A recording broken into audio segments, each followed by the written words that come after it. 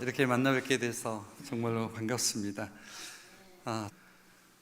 저는 계명대학교와 그리고 성서공단 인근에서 현재 캠미션을 섬기고 있는 임재현 목사입니다. 저희 캠미션 선교회는 국내에 거주하고 있는 열방의 이주민들에게 예수 그리스도의 복음을 전하고 또 그들을 하나님의 말씀과 예배와 기도로 양육해서 이 땅에서는 자기 민족을 복음으로 섬기는 그리스도인으로 세우고, 그리고 나아가서 그들이 본국으로 돌아갈 때에는 그 복음 전도자로 파송하는 것을 그 목적으로 하고 있습니다. 이를 위해서 저희 캠미션 선교회는 현재 대구 경북 지역에 거주하고 있는 그 이주 노동자들, 그리고 결혼 이주 여성들, 그리고 유학생들이 자신들의 언어로 하나님의 진리의 말씀을 배우고 또 하나님을 예배하는 신앙 공동체가 될 수 있도록 섬기고 있습니다.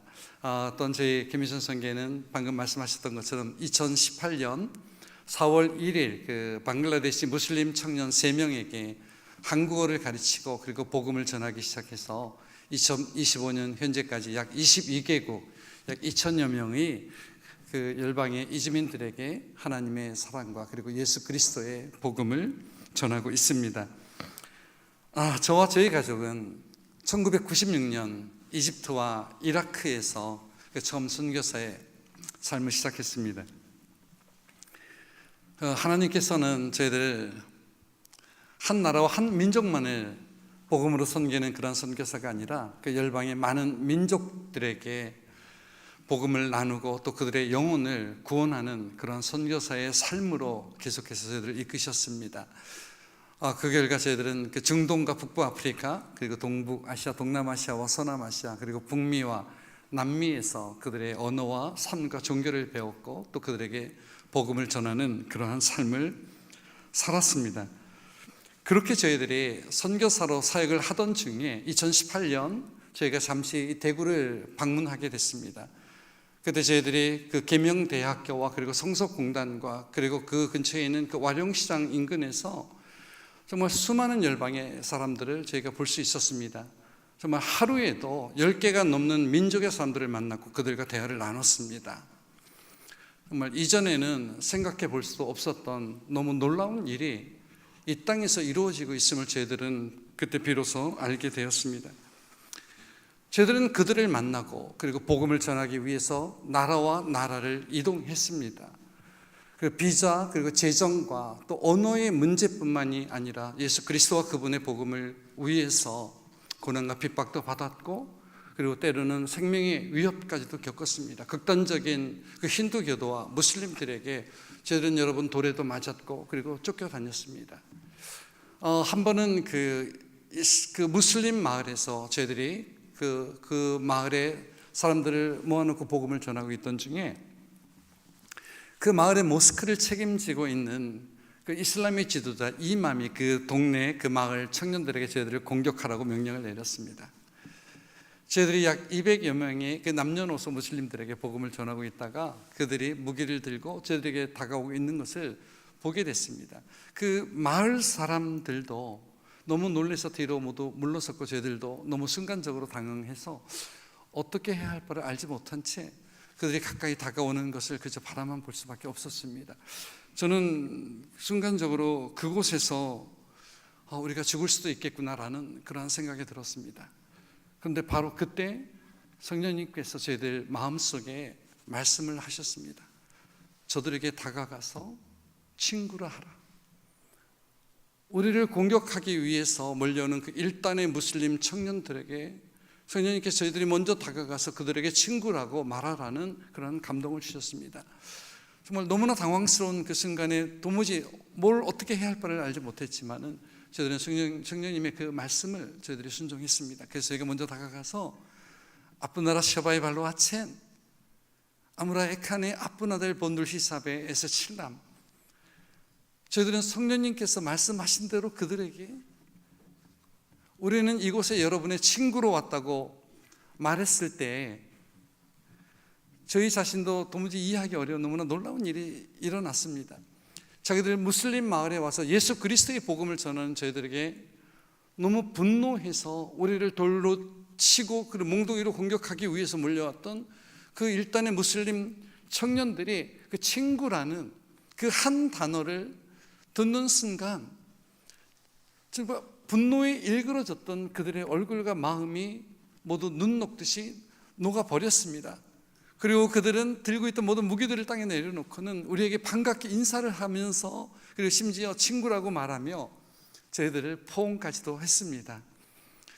정말 저희들은 그 육체적인 그 심각한 타격을 받을 수도 있었지만은 그리고 심지어 죽임을 당할 수도 있었습니다. 하지만 성령님께서는 저희들을 위험에서 건지셨을 뿐만이 아니라 도리어 그 마을에 복음의 문을 활짝 열어주셨습니다. 저희들은 그 이후로 그 마을을 자주 방문하게 됐고 그리고 예수 그리스도의 복음과 찬양도 가르치고 그리고 예수 그리스도의 그 영화를 다른 많은 그 무슬림 마을에서 저희들이 상영하고 있었던 것처럼 그 마을에서도 상영할 수 있는 그러한 마을이 되었습니다.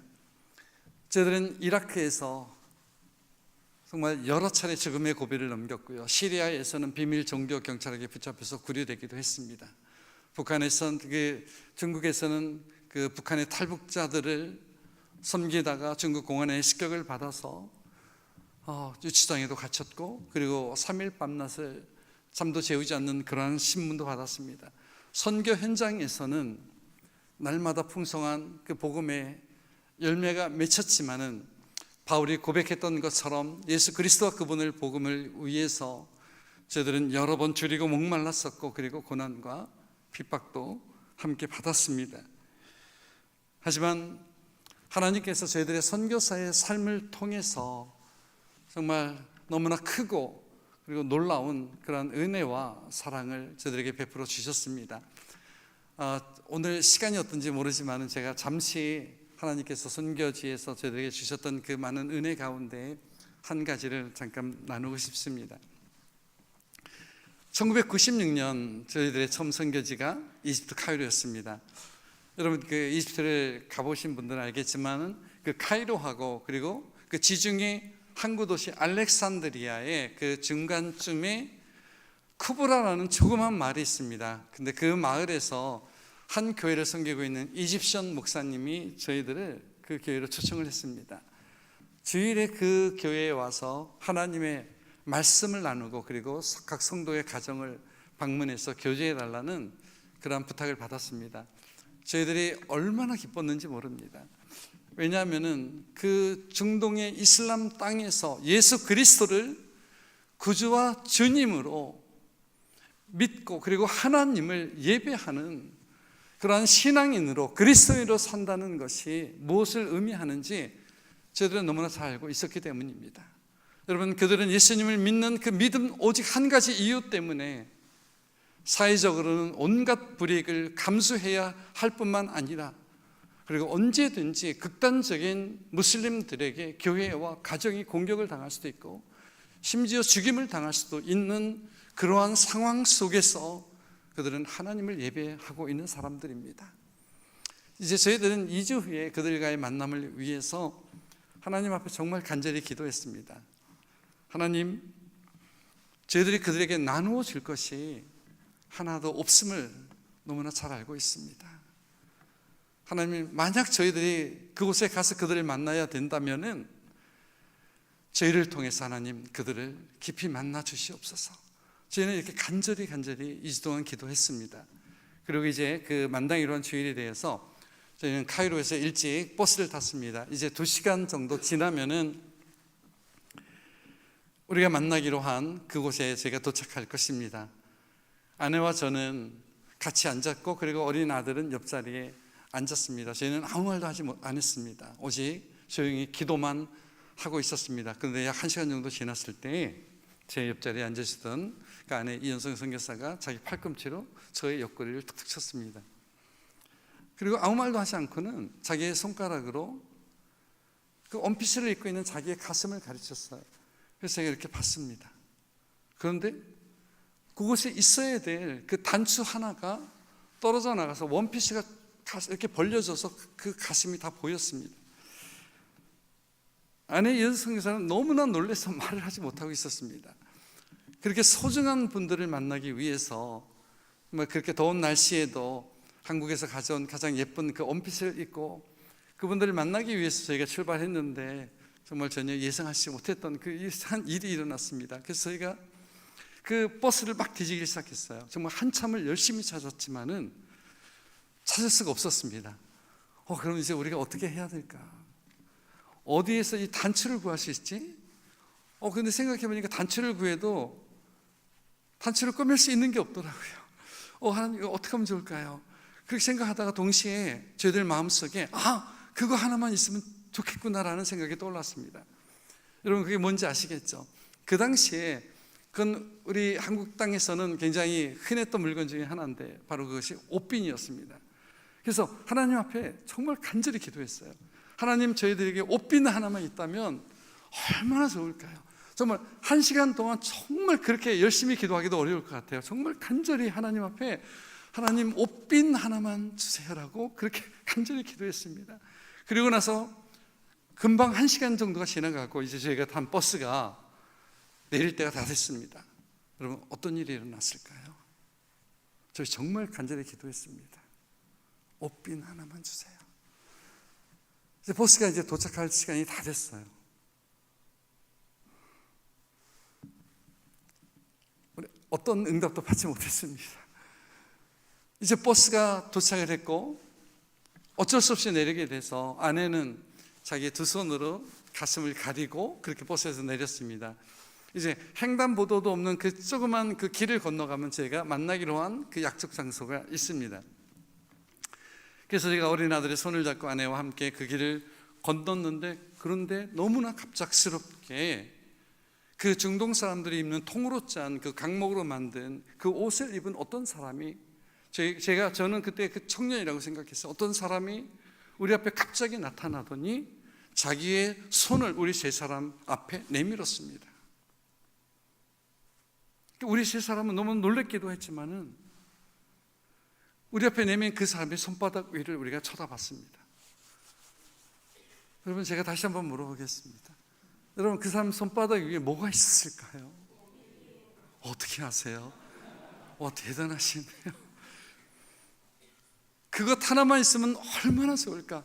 그렇게 하나님 앞에 너무 간절히 기도했던, 여러분 한국 땅도 아니고 대구도 아니고 이집트 카이로도 아니고 그 조그만 시골 마을 그곳에서 갑자기 나타난 그 한 사람의 손바닥 위에 그 옷빈 하나가 들려져 있었습니다.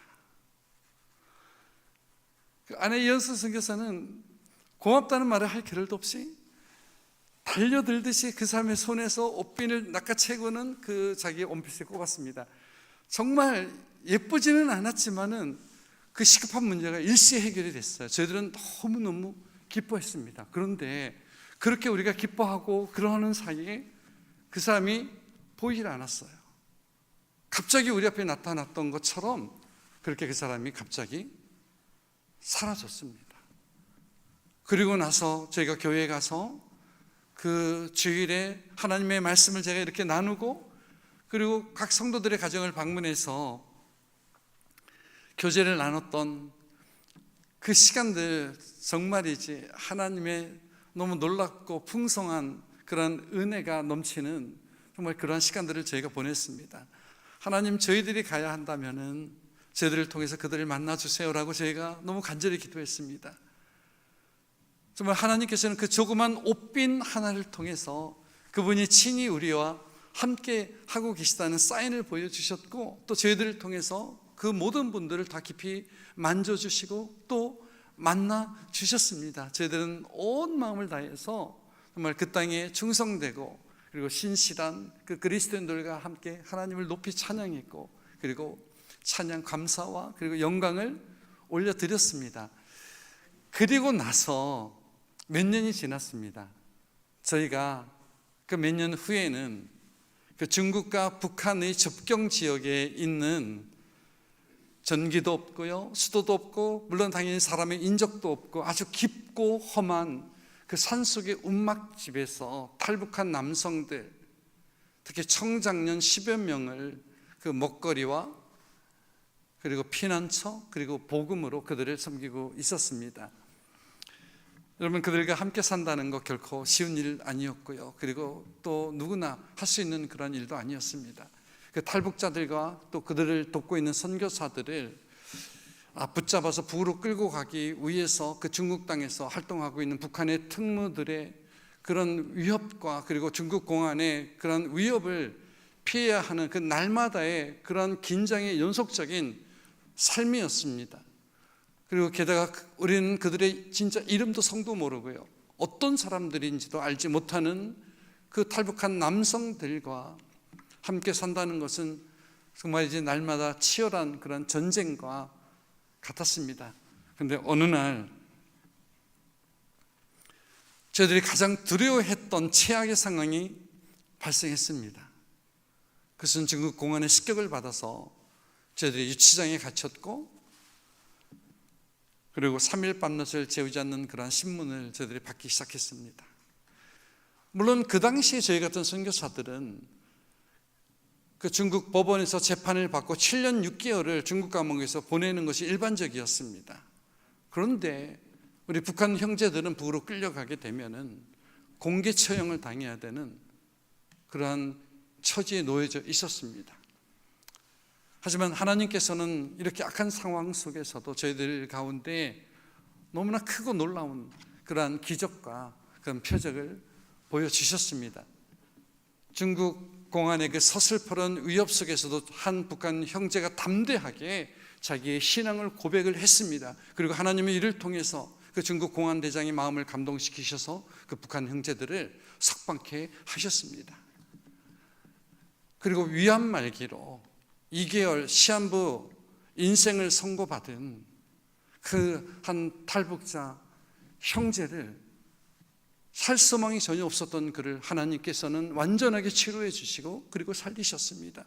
여러분, 그는 평상시에 철저하게 무신론자임을 자기가 주장을 했고, 그리고 가장 극렬하게 하나님을 비난하고 반대했던 사람이 바로 이 형제입니다. 근데 하나님은 죽음에서 그를 살리셔서 그를 복음 전도자로 세우셨습니다. 그리고 그로 하여금 다시 복음을 들고 북한 땅을 향해서는 모도하지 않겠다고 그렇게 날마다 떠들던 그 형제에게 복음을 들고 다시 그 강을 건너서 북으로 돌아가게 하셨습니다. 그렇게 저희들이 그 산속에서 탈북한 형제들과 1년을 살다가 이제 사역이 마무리되어서 저희가 한국 땅으로 돌아오게 됩니다. 제가 돌아왔을 때 저 안에 그 몸과 마음이 완전히 탈진되어 있었고요. 그래서 저희들이 한국에 돌아오자마자 한밤중이었는데 저희들이 신학교에 다닐 때 늘 기도했던 그 장로회 신학대학원 기도탑으로 저희가 찾아가게 됩니다. 그리고 하나님의 은혜를 너무너무 간절히 사모하면서 저희가 기도하고 있었습니다. 그때 이현성 선교사가 이렇게 기도했어요. 지금도 제가 생생하게 기억을 합니다. 예수님 너무 보고 싶어요. 예수님이 너무 보고 싶어요. 정말 예수님 한 번만 볼 수 있다면 저는 더 이상 바랄 것이 없어요. 그런데 바로 그때 성령님께서 저희들에게 임하셨습니다. 저희들을 깊은 기도 속으로 이끌어 가시다가 저들에게 한 장면을 딱 보여주세요. 그 장면은 제가 몇 년 전에 그 이집트 쿠브라에서 우리에게 다가와서 옷빈을 건네주었던 그 청년의 모습이었습니다. 그리고 그분이 이렇게 말씀하셨어요. 너희가 그때 나를 보았지 않니? 너희가 그때 나를 보았지 않니? 라고 말씀을 하셨습니다. 바로 우리에게 그렇게 다가와서 옷빈을 주셨던 그분이 바로 주님이셨습니다. 그 주님은 그렇게 저희들에게 다시 일어설 수 있는 또 새 힘을 그리고 새 은혜를 저에게 부어주셨습니다. 저기 집사님 이거 어디 있죠? 이거 화면 넘길 수 있는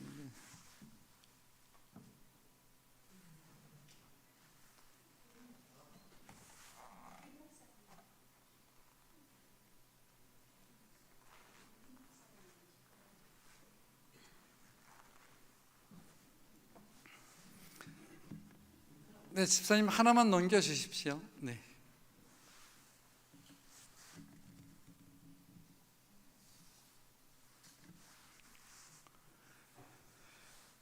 그렇게 저희들이 선교지에서 만났던 그 수많은 민족들이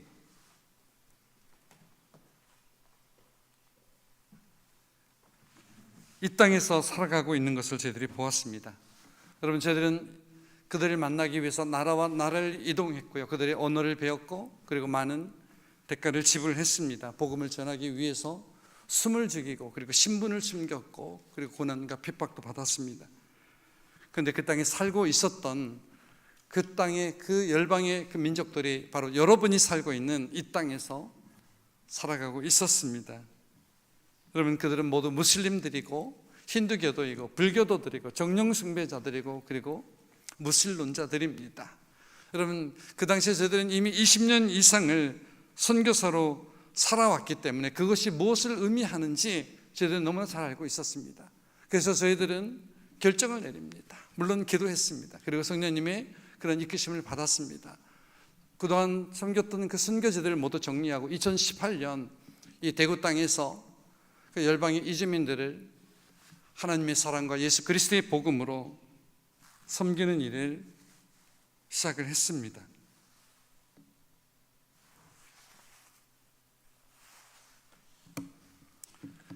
오늘 제가 잠시 하나님의 말씀을 좀 나누고 싶습니다. 여러분 보이시나요? 네. 지금 바울이 빌립보서 1장 12절에서 자기가 당한 일이 도리어 복음의 진보가 되었다고 말합니다. 내가 이 일을 당했기 때문에 도리어 복음의 진보가 이루어졌다고 말합니다. 물론 바울이 지금 당한 일은 예수 그리스도와 그분의 복음을 위해서 그가 죄인이 되어서 로마 감옥에 갇힌 일입니다.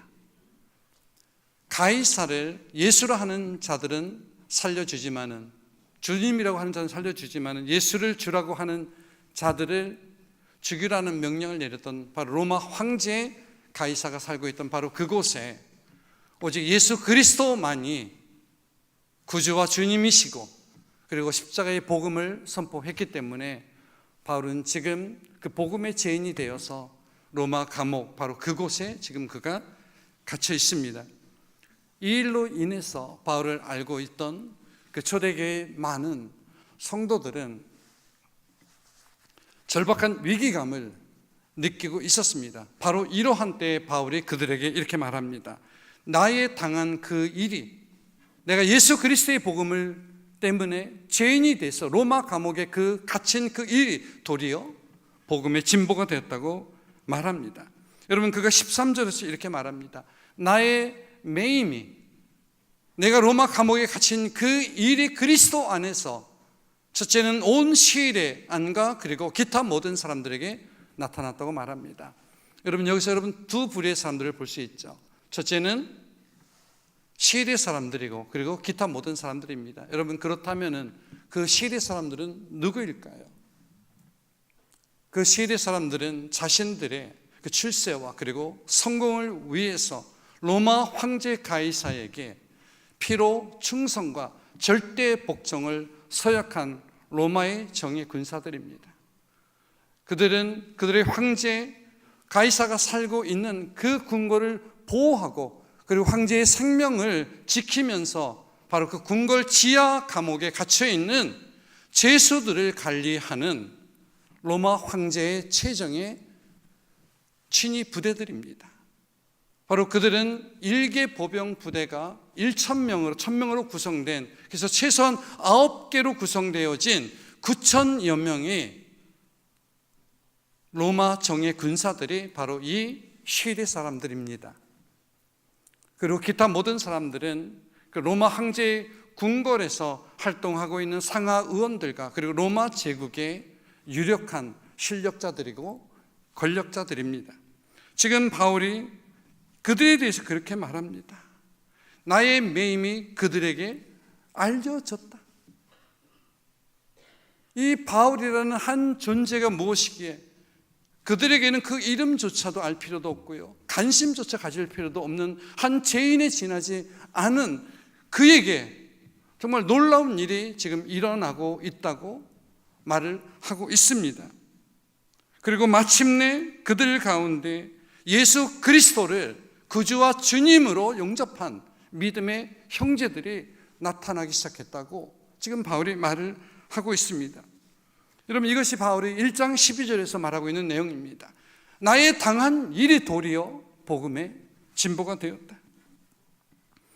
여러분, 도대체 그곳에서, 그 감옥 안에서 무슨 일이 일어났던 것일까요? 바울은 예수 그리스도의 복음을 위해서 몸에 힘이 지나도록 심한 고생을 받아서 살 소망까지 끊어졌고, 그리고 그의 마음은 사형 선고까지 받았습니다. 그럼에도 그는 예수 그리스도의 복음, 하나님의 은혜의 복음을 증거하는 일을 마치려 하면은 자기의 생명을 조금도 귀한 것으로 여기지 않은 사람입니다. 바로 이러한 바울이 지금 복음의 죄인이 되어서 감옥에 갇혀 있습니다. 그리고 시간만 되면은 그를 지키기 위한 시대 사람들이 번갈아서 들어왔습니다.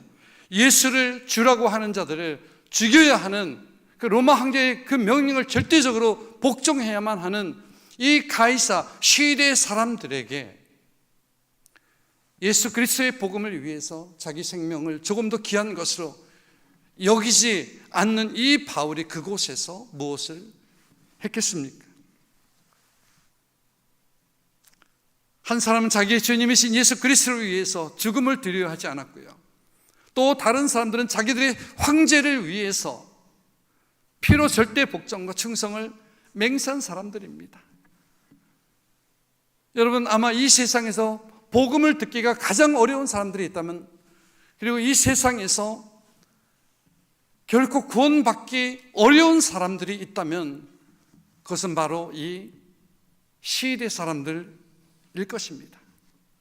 하지만 바울은 입을 열어서 그들의 귀에 죽으시고 부활하신 그 주 예수 그리스도가 살아계시고 참되신 주님이심을 선포했고, 생명의 진리와 복음이 그들에게 들려지기 시작했습니다. 여러분, 이 일로 인해서 이 가이사의 정예 군사들인 시대 사람들에게 바울이 그 좁은 공간에서 겪어야만 했던 그 모든 수모와 그리고 그 많은 고통은 우리가 다 상상하기 어려울 수도 있습니다. 하지만 바울에게는 자신이 복음을 위해서 당해야만 했던 그 모든 일들은 하나도 중요하지 않았습니다. 왜냐하면 바로 로마 황제의 그 절대 명령을 복종해야만 했던 그 시대 사람들을 위해서도 바로 우리 주 예수님이 죽으셨기 때문입니다. 그리고 시간이 지나면서 출세와 성공을 위해서 자기의 황제 가이사에게 절대 복종을 맹세했던 그들의 입에서 마침내 예수님의 이름이 말해지기 시작합니다. 이전에 그들의 관심과 대화의 모든 주제가 오직 세속적인 출세와 그리고 성공이었지만, 이제 그들의 입술에서, 여러분, 놀라우리만큼 놀라운 기적이 일어났습니다. 복음이 그들의 입술에서 들려지기 시작합니다. 이전에는 예수를 주라고 하는 자들을 죽여야만 했던 그들이 이제는 예수님을 나의 주님이라고 말하는 자들로 변화됐습니다. 여러분, 예수 믿는 자들을 죽여야만 했던 그들이 이제 그들이 예수님을 믿는 그 믿음 때문에 죽임을 당할 수도 있는 그러한 사람들로 변화됐습니다. 여러분, 주 예수님께 받은 사명 곧 하나님의 은혜의 진리를, 그 복음을 증거하는 일을 마치려 하면은 자기의 생명을 조금도 귀한 것으로 여기지 않았던 이 바울하고, 여러분, 하루 24시간 그리고 2년 동안 그 같은 곳에서 함께 바울과 시간을 보내야만 했던 그 많은 시대 사람들에게 하나님의 구원의 역사가 일어나기 시작했습니다. 여러분, 우리는 그 결과를 빌립보서 4장 22절에서 볼 수 있습니다. 21절에서 그가 말합니다. 여러분, 바울의 모든 서신은 자기와 함께 있는 그 성도들의 문안 인사로 끝을 맺는 것을 우리는 그 서신서들을 통해 볼 수가 있습니다. 빌립보서에서도 다른 서신서들과 마찬가지로 동일한 문안 인사를 나누지만은, 그러나 다른 서신서들에서는 단 한 번도 찾아볼 수 없는 매우 특별한 사람들이 등장합니다. 그리스도 예수 안에 있는 성도에게 각각 문안하라. 나와 함께 있는 형제들이 너희에게 문안하고, 그리고 나서 그가 말합니다. 모든 성도들이 너희에게 문안하되 특별히 가이사집 사람들이 문안한다고 말합니다. 여러분, 이제 그들은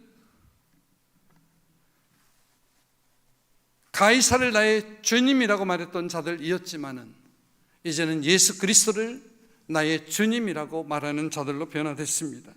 가이사집 사람들이 예수 그리스도의 사람들이 되었고요, 예수 믿는 자들을 죽여야만 했던 그들이 이제 그들의 믿음 때문에 죽임을 당할 수도 있는 사람들이 되었습니다.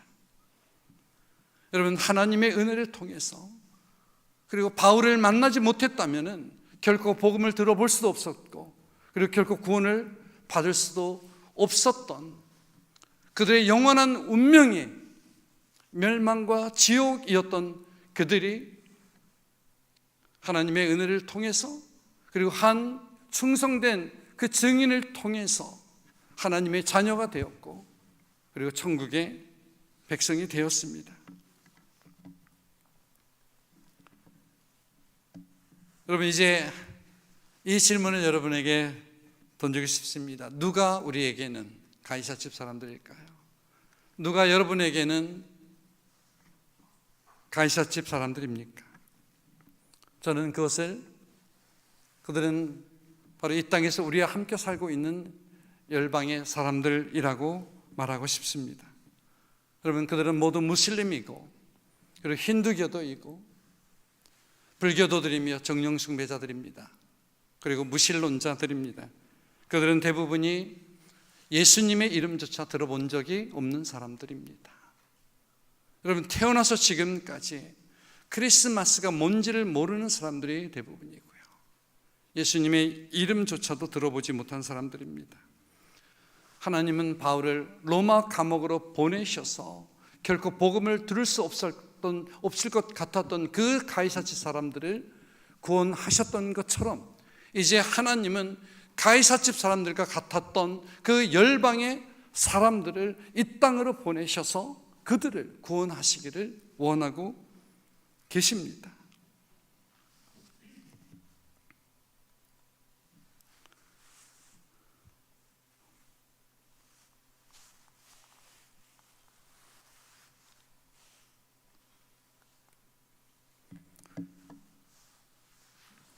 여러분, 그들은 바로 하나님께서 한국교회와 그리고 여러분들을 통해서 구원하시기를 원하셔서 이 땅에 보낸 열방의 사람들입니다.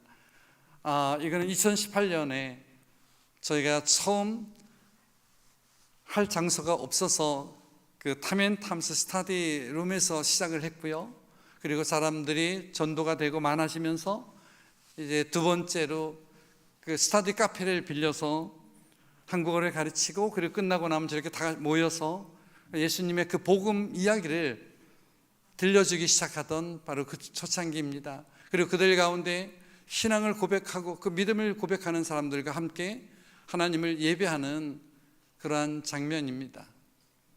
그리고 이거는 또 다른 곳이죠. 그 중국 학원을 빌려서 저희들이 함께 한국어도 가르치고 그리고 예수님을 예배했던 그러한 모습입니다. 저들은 대부분이 다 무슬림들이고요, 힌두교도들이고 불교도들입니다. 저희가 절기마다 함께 모여서 그 절기의 의미를 가르치고 함께 즐거워했던 그러한 시간들이고요. 그리고 이주 여성들이 있습니다.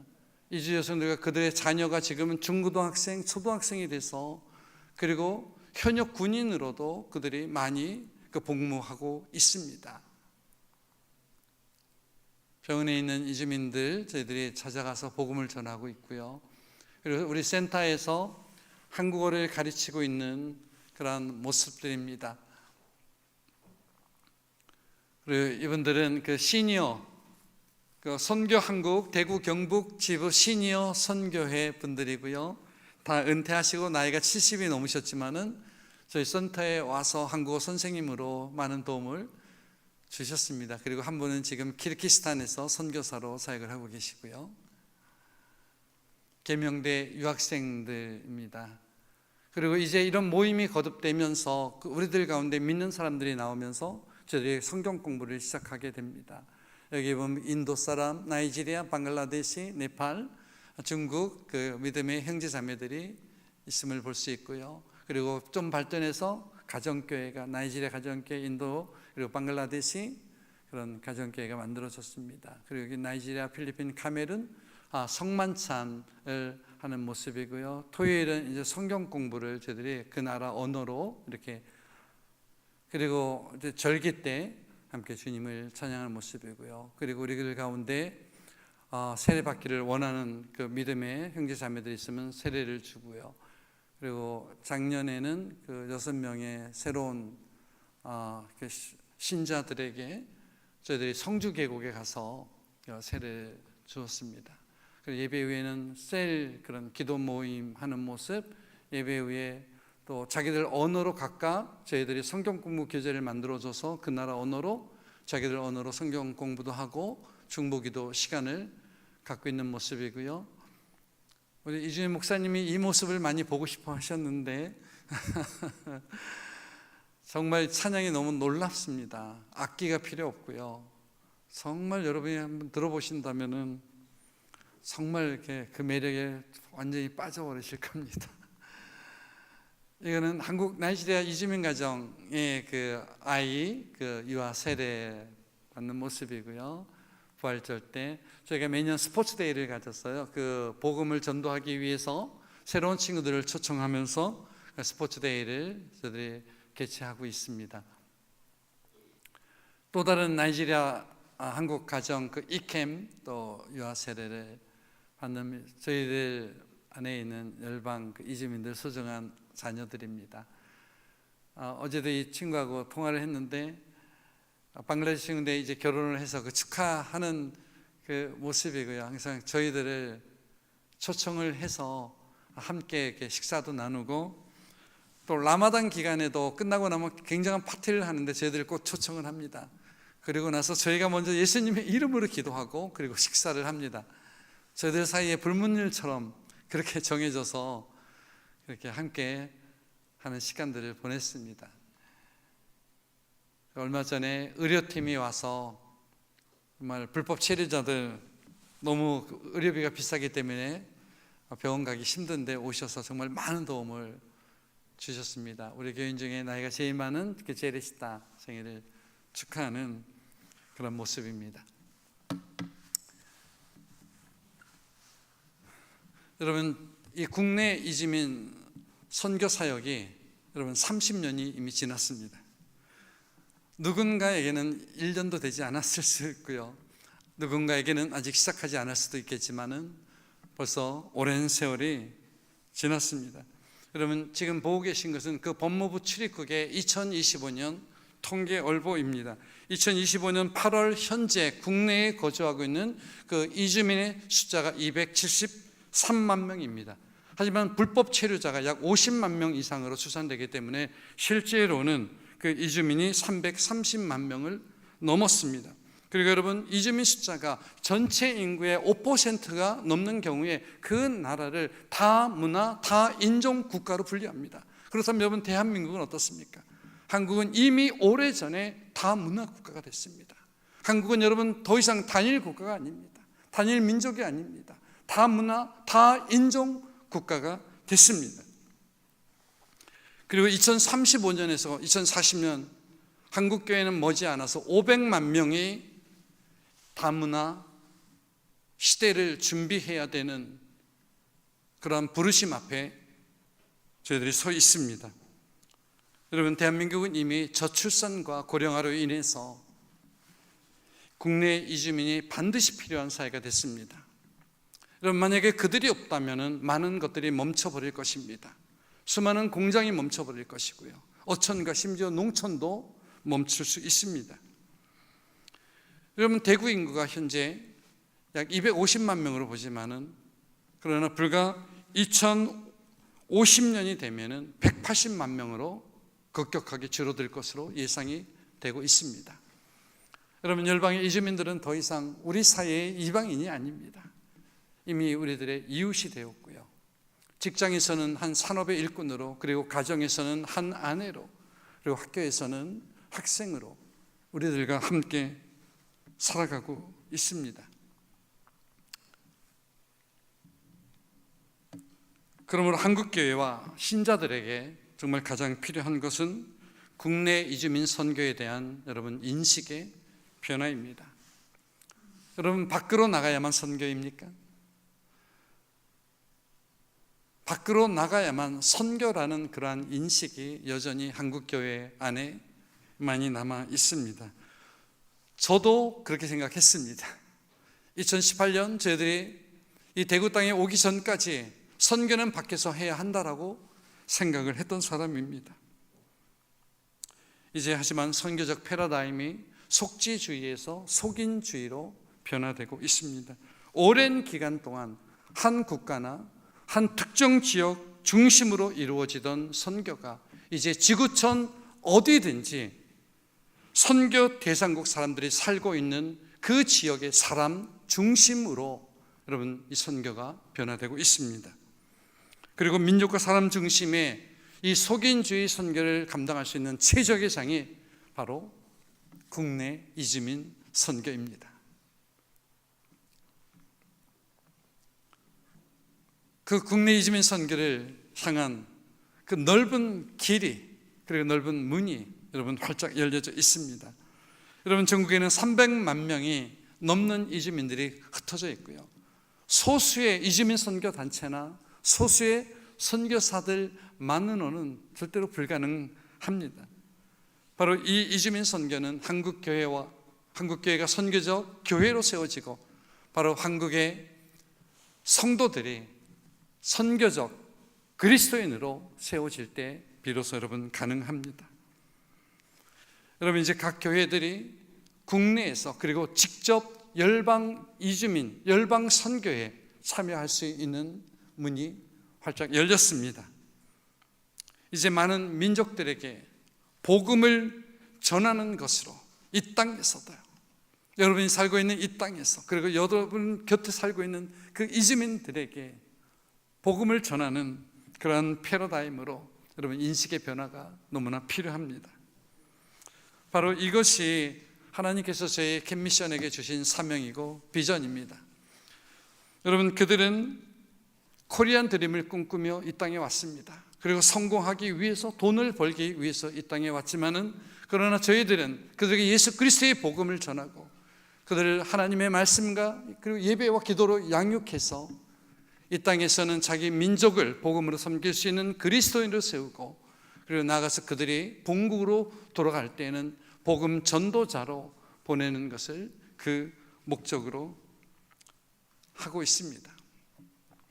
여러분, 그 한국에 와서 저희들을 만나지 못했다면은 결코 그 영원한 생명의 복음을 들어볼 수 없었던 수많은 그 열방의 사람들이 이제 그 복음을 들었습니다. 그리고 마지막 때에 주님이 이 세상에 다시 오시는 날, 그 하나님의 나라는 이 지구상에 존재하는 수많은 민족들로 구성될 것이라고 성경은 말합니다. 그 날에 각 나라와 족속과 백성과 방언에서 이 지구상에 존재하는 모든 민족들이 바로 하나님의 나라를 구성할 것입니다. 마지막 때 그런 날이 지금 다가오고 있습니다.